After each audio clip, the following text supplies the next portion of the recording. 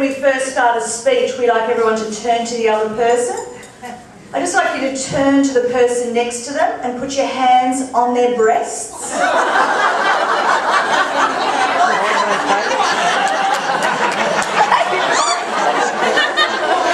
done.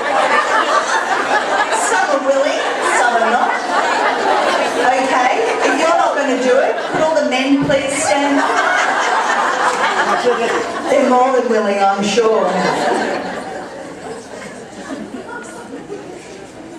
Now, work straight away, cool. I'm not one for lectures. Do you get that feeling?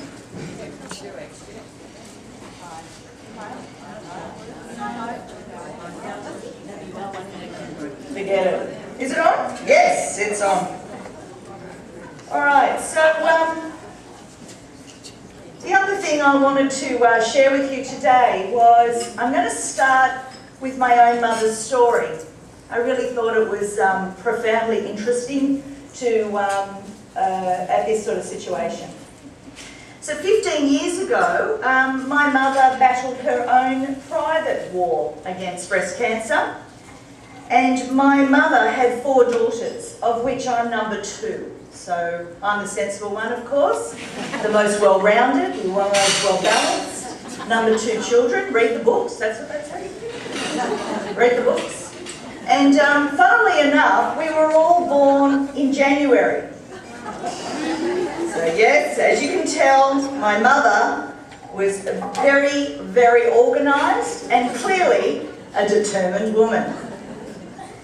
And she was, there's no doubt. So my mother's story was like so many others, with the breast cancer. So she had, this is going back 15 years ago, so there was the chemo, there was the no hair, she lost one breast and never replaced it. Doctors, hospitals, tests, more tests, and waiting for the results of tests.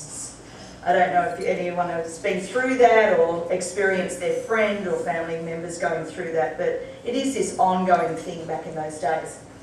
So when you look at all that, you are really only seeing one side. You're only listening to one side and only really feeling for her in only one way when you think of all of that. So let's look at the whole woman, beyond the breast cancer, beyond the rushing to doctor's appointments, hospitals, waiting for tests to be done, waiting for test results, and beyond the recommendations of what the tests will come up with. So first of all, on the surface, my mother never looked better during this period. Her and I only ever had, that fair hair, that fine hair that never does anything. I do have a little extra on today, but that's just between you and me. So when she lost her hair, she thought, beauty, I now can get whatever hair I want. And she did. Well, of course she chose the wig that made her look like Elizabeth Taylor. It was sort of the 80s or something, so just, try to remember back to the fashions in those days. But yes, she walked around every day looking like Elizabeth Taylor. She kind of looked similar, and I wished I had a big photo of her so you could see what I meant, but gee, she looked like the Australian Elizabeth Taylor. So while she felt quite sick and tired, her idea was to look as fabulous as possible. It made her feel great. So each day she dressed for work, half bra, with one fake boob inserted, check. Girdle, my mum was one for girdles and sucking it all in. She'd be horrified to see my stomach sticking out today. Because girdles, Colourful outfit, check. High heels, check. Elizabeth Taylor hair on, check. Red lipstick, check. And makeup beautifully applied, She used to look a little bit like Snow White in my eyes. Check. So she would toddle off, all dressed up to the nines, down to the train station in all her finery. In fact, I thought she looked like a geisha girl in the streets of Japan. A real standout and a glamorous curiosity. Can you see why I thought geisha girl? So with no one knowing, while she was standing there on the station, no one would be aware of what the cancer cells were doing underneath all that clothing. The cancer cells clinging on to dear life underneath the skin. And the cancer cells, determined like her to live. She beat breast cancer with her quiet and determined and focused mind. Only later, of course, to be troubled with other cancers in other parts of her body, and she got lymphedema, which made this arm quite large and blown up like a balloon. And then finally, the hospital severed her spinal cord and she became a paraplegic. It was by accident. And for 8 years, she lived as a paraplegic and developed her own personal philosophy for life. Do you want to hear it? I encourage all of you, maybe some of you will be inspired after today to go off and write down your own personal philosophy on life. So anyway, here's my mother's. Number 1, life is short, so anything trivial, just throw it over your head. Everyone comfortable with that? Life is short, so makeup is absolutely essential. Very serious. There she would, she'd lie in bed, people would be coming, and out the makeup would come. She'd get it all on. It was essential. So number 3, life is short, so focus on what you can control and influence, and simply throw out the rest. Number 4, life is short, so love and be loved, even if it's just the cat. She was a cat lady, I must admit. Number 5, life is short, so hug. Even when all you can do is move your arms. And hug even if you don't have arms. You can still hug with your head. Have you ever done that? Penguins do that because they don't have arms per se. Life is short, so don't invite people to your funeral that you never liked anyway. Mum and I spent hours going through the address book and she'd say yes or no. No kidding.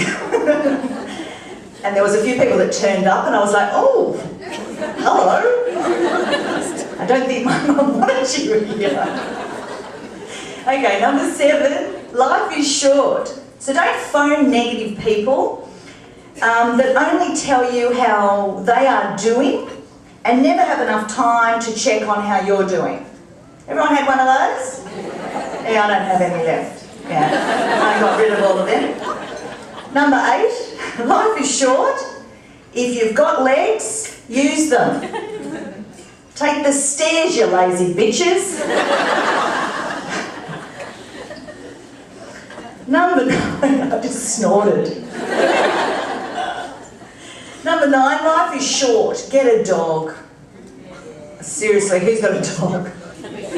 Yeah, you guys know what I mean. Talk it up, seriously. They're much better than husbands, boyfriends. And finally, number 10, get the shit off your wings so you can fly.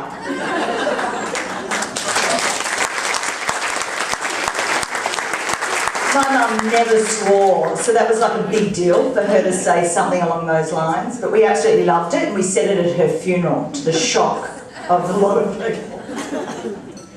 So while I miss her deeply, and I wish I could talk and hug to her again in the same way we used to,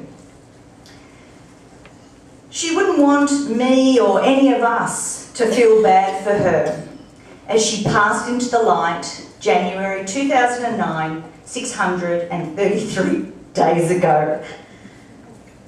I feel that she would like us to live as she lived. She lived like she ate mangoes, sucking up every bit of juice as it ran down her arms and her chin, and she'd lick her lips and with joy and pleasure and go, mmm. When was the last time you ate life like a mango? Yes, you can see that I do. In fact, if anyone's interested, there's this amazing woman in San Francisco, and her name is Sark, S-A-R-K. You can go to her website, it's called Planet Sark. And she's written a book, Eat Mangoes Naked. And I'm a huge fan. The other book she wrote was Living Juicy. And my favourite, and the first one I read 20 years ago was, or however long ago it was, Succulent Wild Women. So anyway, I took on that religion, and I'm now the President of Australia. One of Sark's recommendations was to wear pyjamas all day, sometimes. So, that's my first commandment. I wear pyjamas all day whenever I fucking feel like it. The other philosophy that I'd like you to take away with from Sark is nap like a cat. Find a bit of sun and lay in it. That warmth sun, preferably in your pyjamas or naked. Either way, just relax. Have a nap, and she used to say, lie down immediately. Lie down immediately. Have a little rest. Who's done that lately? Who has done that lately? Okay, hands up the other 99.5 people who run around like lunatics every day and hasn't even taken a breath. Who didn't even give themselves a good night's sleep last night? And who hasn't had a nap in ages, just randomly in the middle of the day? One woman's husband, she stripped the bed this morning at 8 o'clock, and he got back into it without all the sheets on it. I think he should become vice president of my religion. I think that's friggin' brilliant. Okay, so you got it, wear pyjamas.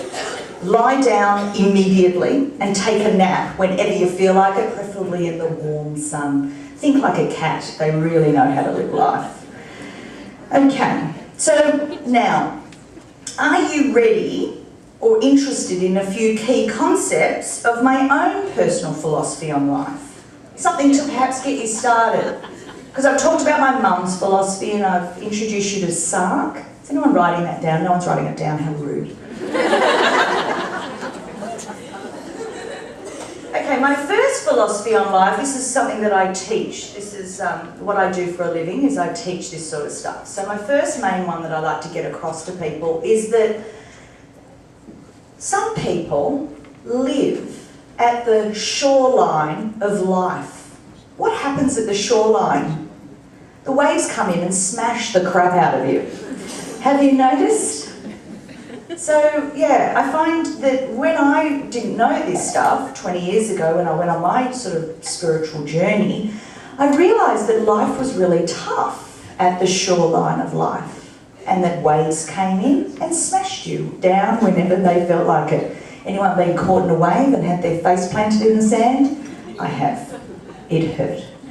So anyway, I thought, okay, fair enough. Well, where else is there how else? And I thought, there should be a metaphor for going out deep, going out into the deep, deep ocean, where the waves are coming in, aren't they? But you're not feeling them crash on you. They're more of an undulation in the waves. Does that make sense? So think about that. And then I thought, okay, well that sounds great. I want to get right out there as quick as possible. Now, how do I get out there?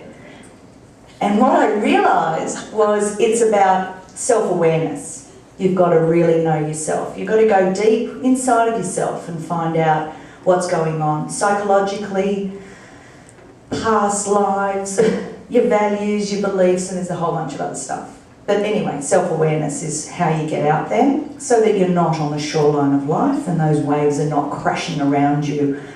You still have highs and lows, they're just not as extreme. Okay, so that's my first philosophy. The next one is to understand that life is cycles. So there's the cycle of the universe and our solar system.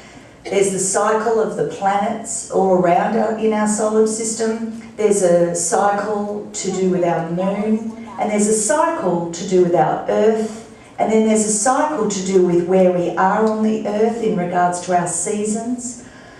And then you come down into the people, and more specifically you come down into the women, and the women are cycling themselves every month. So isn't that interesting that life is cycles, cycles, cycles, cycles. The tides come in, the tides go out based on the moon cycles.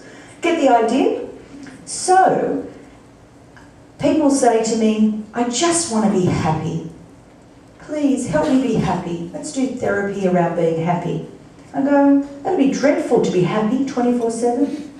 Dreadful, absolutely dreadful. Think about it for a second. Dreadful, awful. How would you even know you were happy? No, seriously. How would you know unless you've had this cycle of down?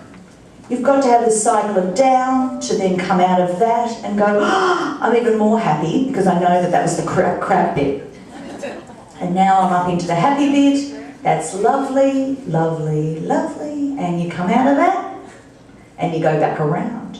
And you come out of that and you come back around. Get the idea? So I really started to understand that, and that really helped me understand the way life worked. And I really liked that concept, and it helps me when that you're at the down cycle to know, oh, I can't wait for the turnaround, and to look forward to that. And do the work that you need to do inside the downtime so that by the time you get back up around, it's likely to be a completely and utterly different point of view next time round.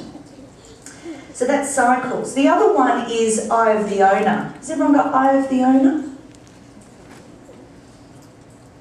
Sorry, just falling over. Don't mind me. Everyone got eye of the owner? Anyone have a clue what the hell I'm talking about? Okay, eye of the owner is whereby you are CEO of me.com. So, hello, you're the CEO of me.com? Terrific. When you say it, it's better. You say it to yourselves, you're CEO of me.com. Yeah, it sounds like you're really committed to that.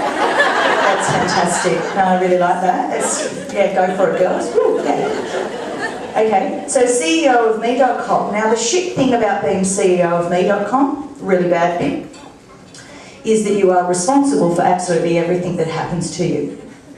Isn't that a bitch? Who wants to be responsible for absolutely everything that is happening to you or in your life or that you're experiencing it? No, most people don't like to live there. That's why eye of the owner is reasonably rare. Most people at your work have not got eye of the owner, they've got the opposite. You'll understand the eye of the owner when I tell you the opposite. The opposite is the fat cat mentality.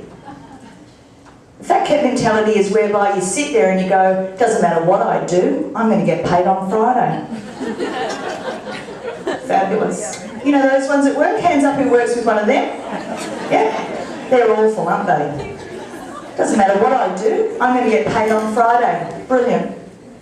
The other people have the eye of the owner, and they are responsible. They come in, they take responsibility. They're not interested in the blame game or anything like that. They're just interested in getting the job done, taking responsibility and moving on. Now, if you're CEO of me.com, have a little think about it. Not all of you will want to go there. But anyway, that's one of my other philosophies. The other one is locus of control. We've already talked about focus on what you can control. If you can't control it, focus on what you can influence. And the rest of it is you've got no control whatsoever.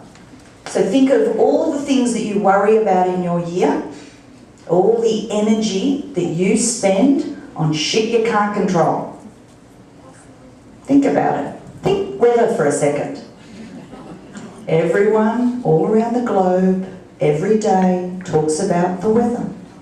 The weather is the weather. You can't control it. But what you can do is layer your clothes. Wear appropriate clothing, wear appropriate shoes. That you can control. You can come in and you could influence the girls to turn up the air conditioning or turn down the air conditioning. Make sense? So the weather is interesting that everyone focuses so much attention on weather when the weather is the weather. Now, the weather's one thing. That's just to get you in the thought of it. Now think road rage. Go, road rage. Can you control it? Can you control that guy just cut you off? Could you influence it? The guy's already cut you off. He's already driven off. But it's surprising how many people spend so much energy getting up into that, and yet it's happened already. You're not going to be able to change it. You're not going to be able to influence it. But the road rage people go, yeah, I go up and do this, and do this, and go like this, and I think, oh, how attractive, that's lovely. Okay, I have 5 essentials.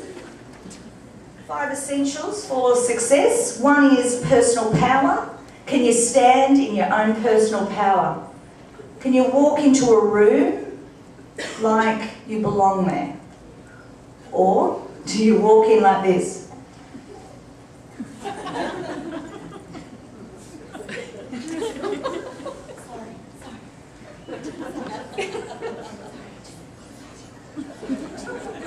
Get the idea? Personal power, work on it. See, it's something that you sort of grow and develop over time. It's not something you arrive at 3 and it's all in place and you grow up like that. It's an ongoing journey to find your own personal power and to know that you belong here, that you have a right to be here, and that you have a right to express yourself and be yourself and all of that sort of stuff. So find your personal power, and if you've got some issues around it, please come and see me, please. Next one, emotional intelligence. Now, emotional intelligence is mainly 2 things. One is know thyself. Do you know yourself? And if you know yourself, you'll actually know your impact on others. And that is emotional intelligence. So people that yell and scream are often not emotionally intelligent because they're not understanding the impact that that is going to have in the family or at work. Does that make sense? That they don't understand the impact that that's going to have to their relationship and their ability to get stuff done. So emotional intelligence is the other one. The third one is initiative. Have you got some get up and go, some ability to make it happen? Clearly, Lucy has great initiative. Does that make sense? That she's put on this event year in, year out. She's got great initiative. She saw a thing and just went for it, just made it happen. And are we doing that enough in our lives? Just seeing something and going for it. And have we got that get up and go to make things happen? And the fourth one is confidence. Have a little look at your self-belief, your self-value. How self-assured are you? And finally, be real. Be yourself. It's not about copying others. You are your own unique expression of the universe, or however you want to put it. And so we want it to be unique and special just to you. If you're wondering what influences behaviour in yourself and others, the behaviour itself is just the tip of the iceberg. The tip of the iceberg. What's underneath the iceberg, beneath the surface, is your values, your beliefs, your attitudes, and some stuff that you've inherited from your family, your culture, and where you were brought up and in what country. So I'd be a completely different person if I was brought up in Japan or China or America. Does that make sense? So what I inherited from Australia and living in Sydney or wherever is completely different. So have a little look at your values, your beliefs, your attitudes and your inherited cultural stuff and see what's triggering either good behaviour or behaviour you'd like to change. Okay, so let's build your brand. Everybody ready? That was just a few things to get you started, get you thinking. Is everyone comfortable? Yeah. First thing for you guys to consider is when you're building your own brand and your own personal philosophy is to think self-leadership.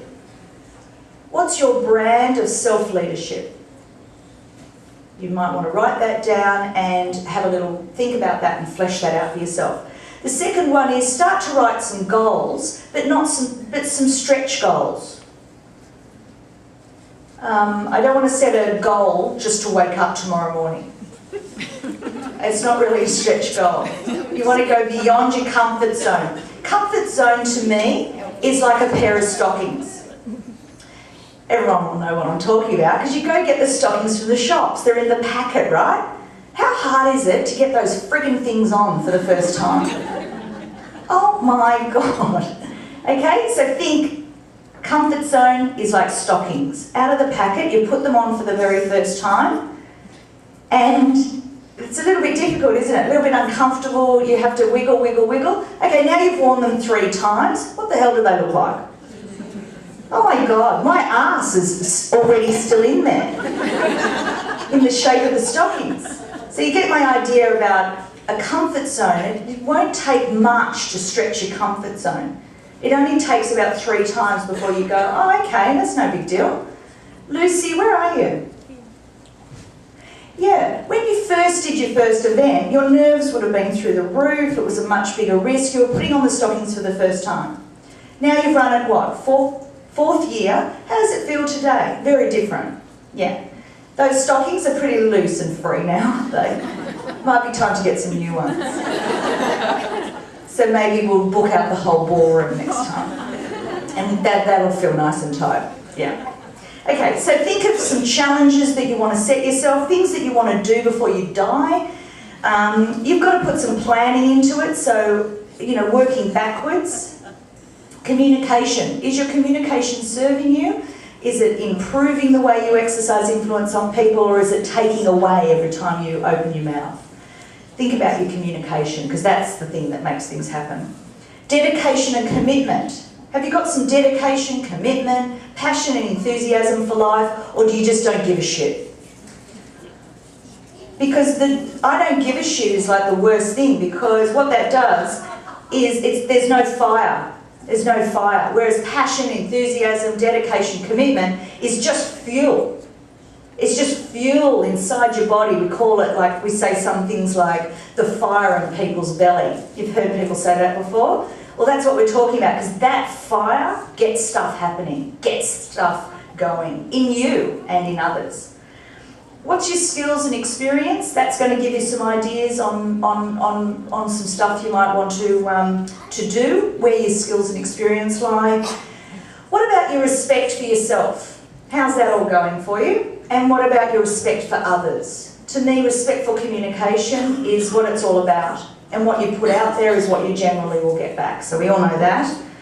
You need a supportive and blame-free environment. So if anyone's in a toxic relationship or a toxic type of work, I'd strongly suggest you get out, because it's not supportive or and it's not blame-free, and it's not serving your soul. The last 2 is celebrate your successes. Does everyone stop and smell the roses? Has anyone done that lately? Where you've just stopped and realised how far you've come. We often forget to do that, don't we? Yeah. And the final one is have fun. You're here today, you're having fun. It's wonderful to be with all these amazing women and a few odd bod men.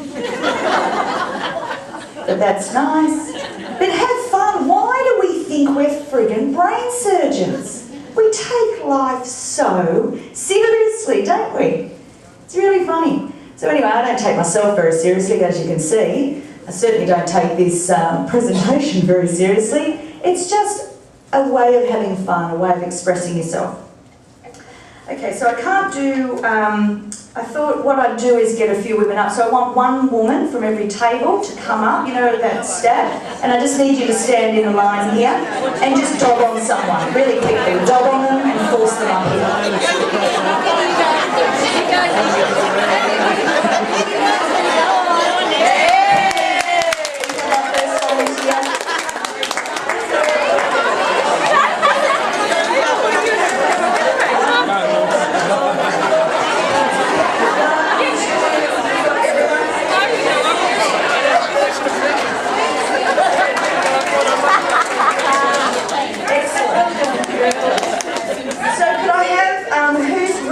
Comfortable with the microphone?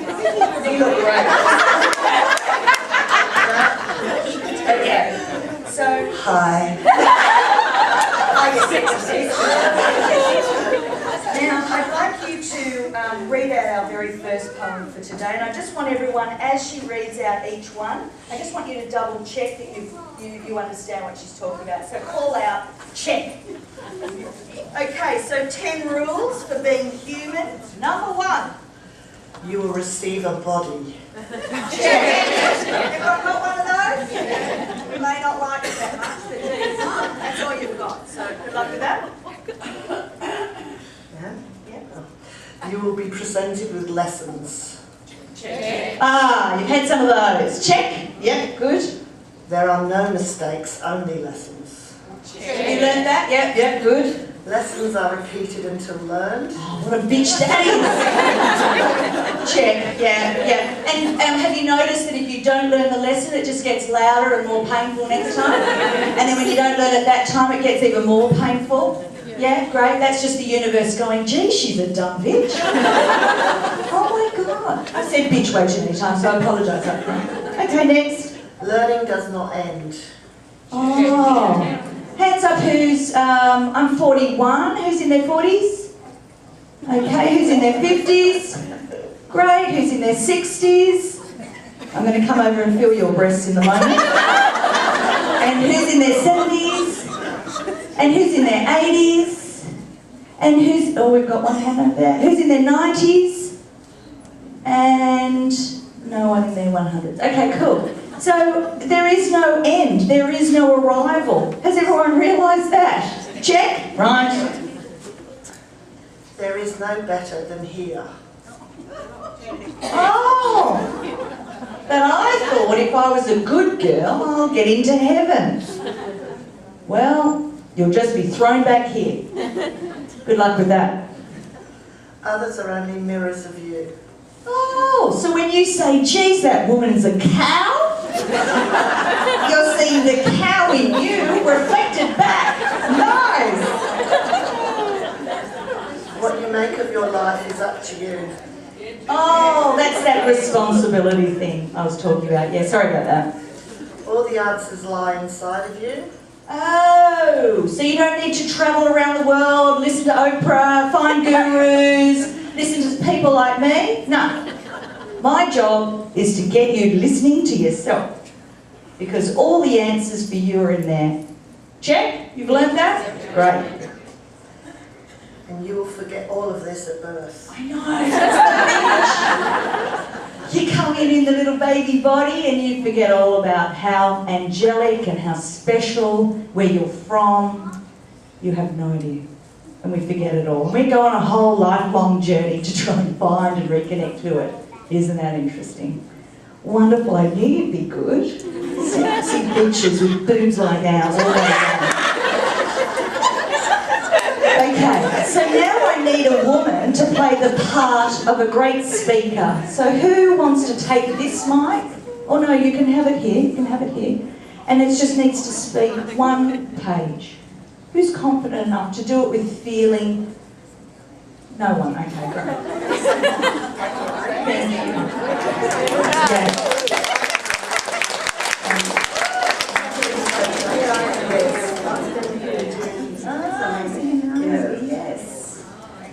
Okay, so bear with us because this is quite touching, and I just want everyone to sit back in their chairs and relax and listen to the words. And for those of you who have heard it before, I won't be surprised because it's an absolute all-time classic, and it's one of my favourite poems. Okay. Our deepest fear is not that we are inadequate. Our deepest fear is that we are powerful beyond measure. It is our light, not our darkness, that most frightens us. Your playing small does not serve the world. There is nothing enlightened about shrinking so that other people won't feel insecure around you. We are all meant to shine as children do.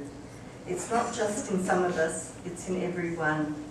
And as we let our own light shine, we unconsciously give other people permission to do the same. As we are liberated from our own fear, our presence automatically liberates others.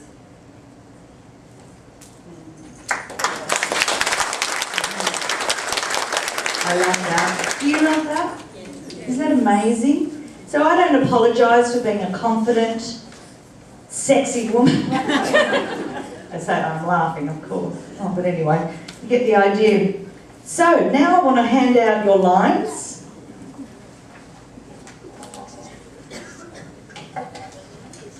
And you'll need to hold the microphone and then move it along. So this is yours. You're going to start, and then you start, and I'll keep going, handing it around.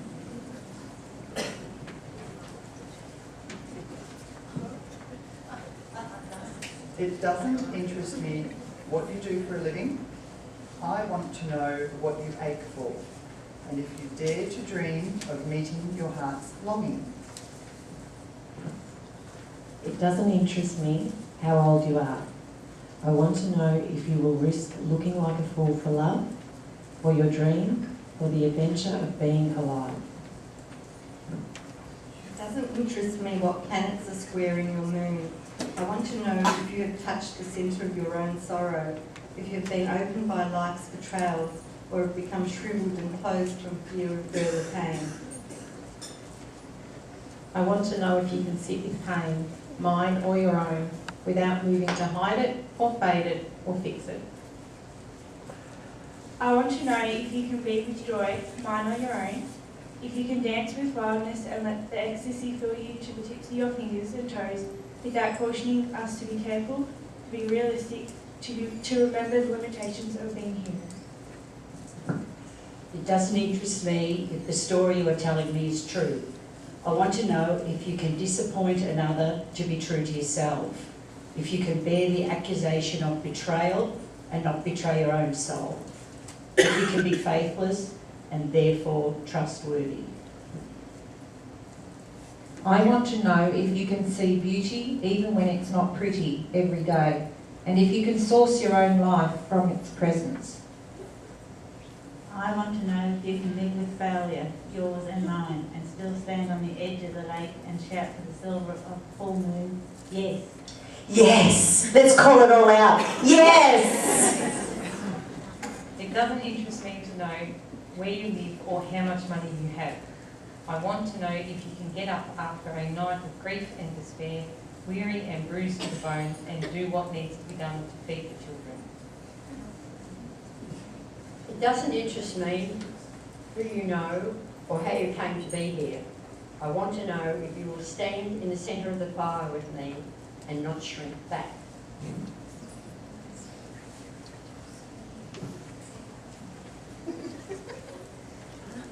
They would separate. It doesn't interest me where or what or with whom you have studied. I want to know what sustains you from the inside when all else falls away. I want to know if you can be alone with yourself and if you truly like the company you keep in the empty moments.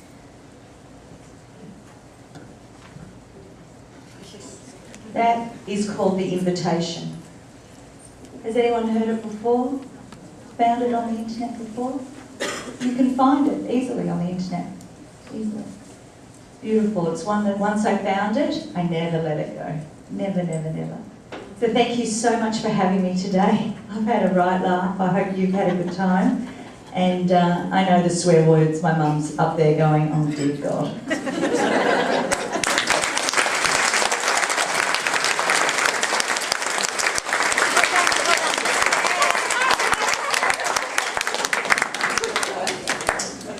Ladies and gentlemen, very inspiring. Once again, let's put our hands